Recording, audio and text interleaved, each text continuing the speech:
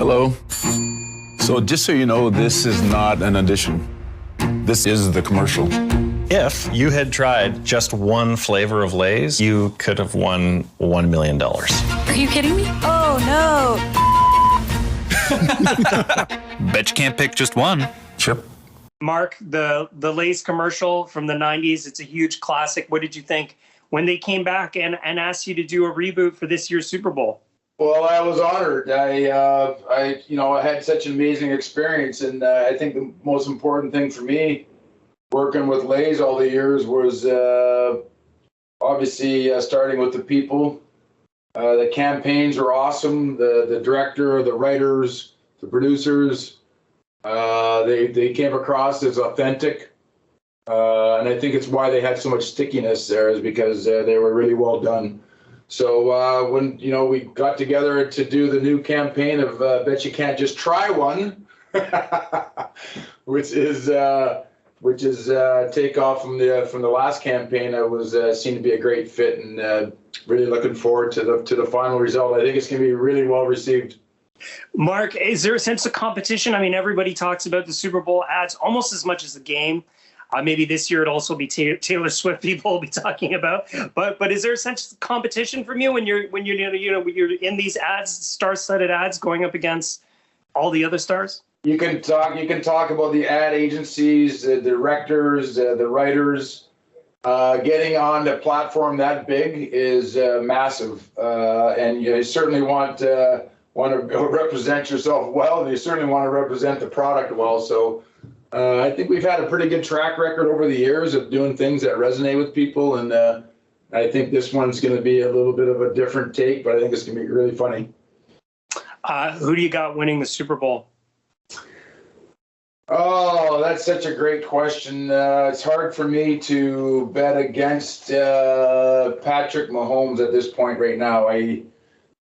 San Fran on paper looks like they're almost unbeatable, but I don't know. I think the experience means something, and they seem to have gotten through fairly healthy, Kansas City. So I'm going to go with the experience in this one. Can Patty Mahomes catch Tom Brady, you think? That would be pretty lofty. You can see, he's at the peak of his career. There's so many factors and variables that they'll be out of his control. 7 Super Bowls is, an incredible feat. To stay healthy long enough to be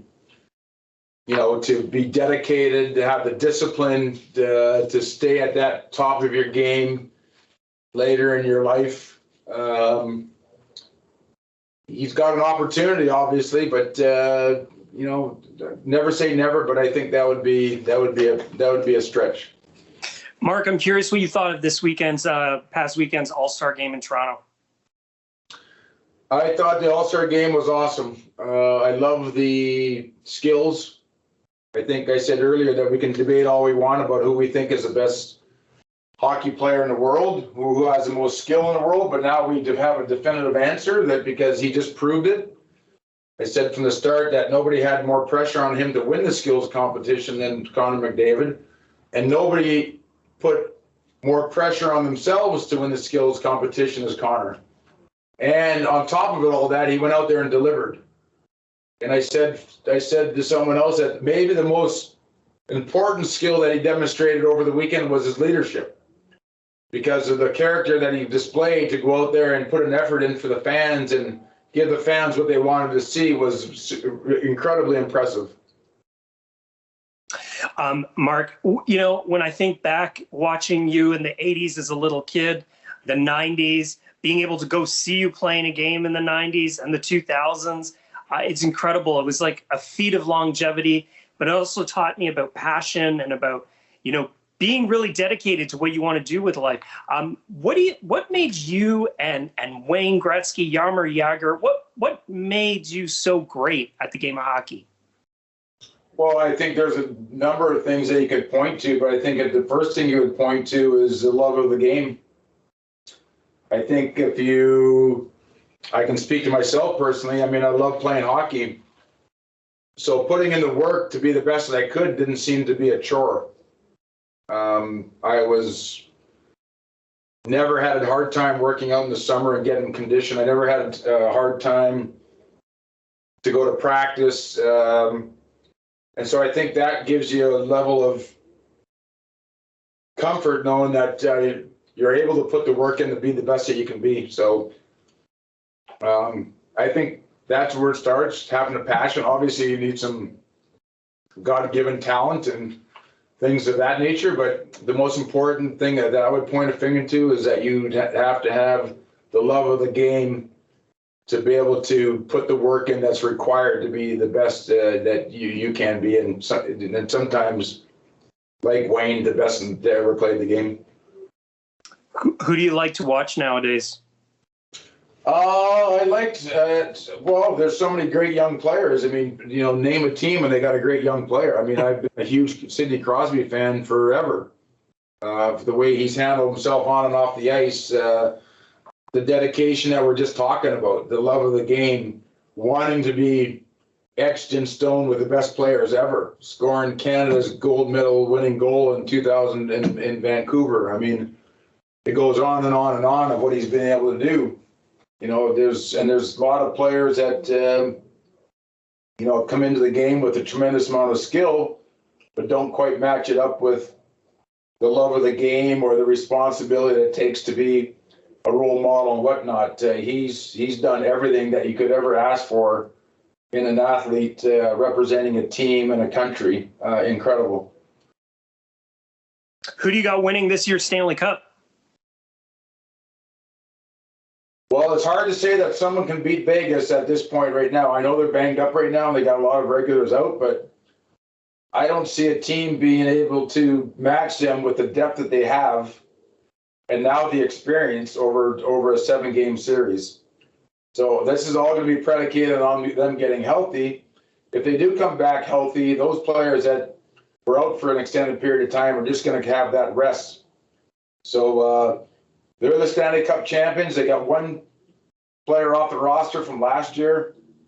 They got all the experience in the world. They got all the depth, and they've proven that to themselves that they can win. So until someone knocks them off, I'm going to go with Vegas. Toronto fans aren't going to like hearing that. Neither are Edmonton fans. Look, there's a number of teams that have a chance. I mean, I could say Toronto, I could say Edmonton. If you match them up against Vegas, just man per man, and then the experience factor, it's going to be a tall task for them to beat a team like Vegas because of the depth and the challenges they present. So I'm not saying they don't have a chance. I'm saying that in order to take down a team like Vegas with the depth that they have is going to take an incredible effort by any team, whether it's Edmonton or Toronto. What about the next Canadian team then that's going to win the Stanley Cup? Because it hasn't been since Montreal since the early 90s. Well, it is true, and I don't necessarily look at it that way. Although I am a Canadian, I recognize myself as a Canadian. I'm cheering for the Canadian teams, but you don't win a Stanley Cup because it's your term, or you don't win a Stanley Cup because you haven't won in 30, 40, 50 years. You win a Stanley Cup by creating a game plan that's executed flawlessly from both management and from the team. So, if you just take that into account in itself, the team in Canada that's going to do it is going to follow that blueprint. They're going to have a great execution of management from coaching all the way down into the players and the structure of a team. That's what will win you a Stanley Cup, not hope. Hope is not a strategy to win a Stanley Cup. What about a highlight for you, Mark? 6 Stanley Cups, all those individual trophies and personal accolades, and then also the career, just the longevity. Can you point to one? Can you point to a moment that still stands out? Well, I can point to 6 very clearly: 84, 85, 87, 88, 90, and 94. Those are pretty 6 significant times in my career that I'll never forget. I also never forget representing Canada for the first time in my career in 1984 in the Canada Cup and doing it 4 other times. You think about you know, what that meant as a young player like myself, 10 years old, watching the great 72 series and understand what Canadian pride really meant and the responsibility to put that Canadian jersey on as a young Canadian hockey player and having the opportunity to do that. Those are highlights I'll never forget, playing with the greatest players in the world, against the greatest players in the world. And it was some of the best hockey that I played on top of it. So, you know, the Stanley Cups, you know, playing in those World Cups and Canada Cups. And don't forget the one most important one, scoring my first NHL goal on my mom's birthday, October 13th, 1979. That must have been so cool. I hate to ask the what if questions, but I remember when Gretzky got traded, I was brokenhearted as a little kid. I was so happy that you stuck around. But do you ever think about that Oilers dynasty and maybe what could have happened if everybody had sort of stayed put? Well, I think if everybody would have stayed put, we definitely would have won more Stanley Cups. I don't think that's in question. Everybody left in the prime of their career. So it wasn't like they left when they were on the downslide. You know, Paul left early, Wayne left early, was still in the prime of his career. You know, the list goes on of the players that we lost over the time. So, you know, I don't like to think of it that way. I like to think of it was a time in our lives that we came together and we got to share those moments at that time and not really look into the what ifs. I mean, changing sports is part of the business. So I like to look ahead, not behind. So I've never really spent a lot of time thinking, geez, if we would have, could have, would have, should have stayed together. A lot of that is out of the player's control. When you're a professional athlete, you're at the mercy of a lot of people above you that make those decisions. So, you know, I'm just fortunate and grateful for the opportunity I did have to play with Wayne and Paul and Glenn and Yuri and Kevin Lowe and all the Grant Fuhr and all the great players that went through Edmonton. Before I let you go, Mark, young Mark, what would he have thought of his career and all the success he had? Well, I loved the game. I was one of those young Canadian kids playing street hockey, watching Hockey Night in Canada Saturday. I watched John Billable carry the cup around in the 60s. I watched Bobby Orr come onto the scene.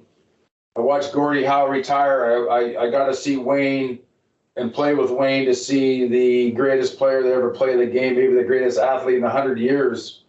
Would I have ever expected that when I was 17 years old playing in the WHA and then getting drafted by the Oilers? I don't think anybody could have foresaw the way things unfolded for myself personally. I'll be forever grateful for the players that I played with to make it all happen. And I feel like in some ways I was blessed with something other than just maybe the talent to play and the drive to play, but I was blessed with the timing of it all. So incredibly grateful.